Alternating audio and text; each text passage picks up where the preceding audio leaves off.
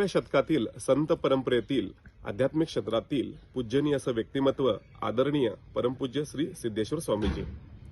महाराष्ट्र, कर्नाटक व संपूर्ण देशभरामध्ये त्यांना चालता बोलता देव व चालतं बोलतं विद्यापीठ असे संबोधले जात।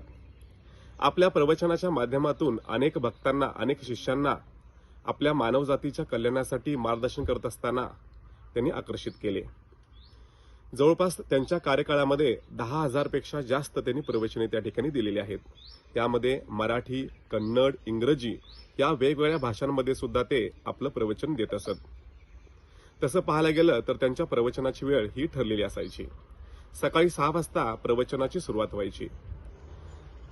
जवळपास तसं पाहायला गेलं तर आपलं प्रवचन हे 45 मिनिटांमध्ये ते पूर्ण करत असत। घड्याळाकडे न पाहता प्रवचन आपलं पूर्ण कसं करायचं असं वेगळं कौशल्य त्यांच्याकडे होतं। मानवजातीच्या कल्याणासाठी सदैव ते कार्यरत होते। कोणत्याही प्रकारचे लिंग, जात, धर्म यांच्या उत्थानासाठी ते कधीच प्रयत्न केले नाहीत। तर मानवजात हे ते त्यांच्या डोळ्यासमोर ठेवून मानवजातीच्या कल्याणासाठी सदैव ते कार्यरत होते। जगभरातील अनेक देशांमध्ये ते फिरत असताना तिथल्या आध्यात्मिक क्षेत्राचा त्यांनी अभ्यास केला व अनेक अवघड वाटणाऱ्या आध्यात्मिक क्षेत्रातल्या गोष्टी आपल्या भक्तांना, शिष्यांना व मानवजातीला अतिशय सोप्या भाषेमध्ये सांगून ते समजावून सांगण्याची कला अतिशय विलक्षण त्यांच्याकडे होती। तसं पाहायला गेलं तर आपल्या प्रवचनाची अनेक पुस्तकं सुद्धा त्यांनी त्या ठिकाणी छापलेली आहेत। पण कधीही स्वतःचं कौतुक ते करत नसत, आपल्या गुरुचं कौतुक करत असत। या सर्व कार्याचा जो आढावा आहे तो घेत असताना आपल्या भारत सरकारनं त्यांना सर्वोच्च नागरी पुरस्कार जो आहे पद्मश्री हा त्यांना देण्यात आला। पण 2018 साली त्यांनी तो नम्रपणे नाकारला व हसत हसत तो प्रसंग त्यांनी टाळला।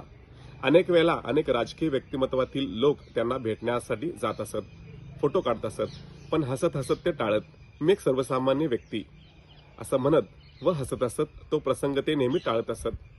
आध्यात्मिक क्षेत्रामध्ये त्यांचं नाव एक खूप उंचीचं आहे, कारण आपली अख्खी हयात ही फक्त आणि फक्त मानव जातीच्या कल्याणासाठी त्यांनी खर्च केली। म्हणून ते एका जातीचे स्वामी नसून संपूर्ण मानव जातीचे स्वामी आहेत असं लोकांना त्या ठिकाणी वाटतं।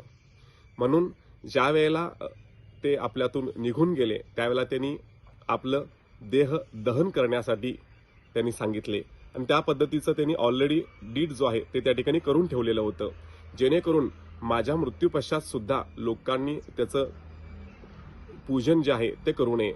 शेवटपर्यंत ते आपल्या गुरुला केंद्रस्थानी म्हणून गुरुचंच कौतुक करा असं ते त्या ठिकाणी सांगत असत। 2 जानेवारी रोजी त्यांच्या तृतीय पुण्यस्मरण दिनानिमित्त संपूर्ण देशभरामध्ये अनेक उत्सव असतात। आज जरी ते आपल्यामध्ये हयात नसतील तरी सुद्धा त्यांच्या कार्यांचा, त्यांच्या विचारांचा अनेक मोठा अथांग अशा स्वरूपामध्ये माहिती, ज्ञान आपल्या समोर आहे।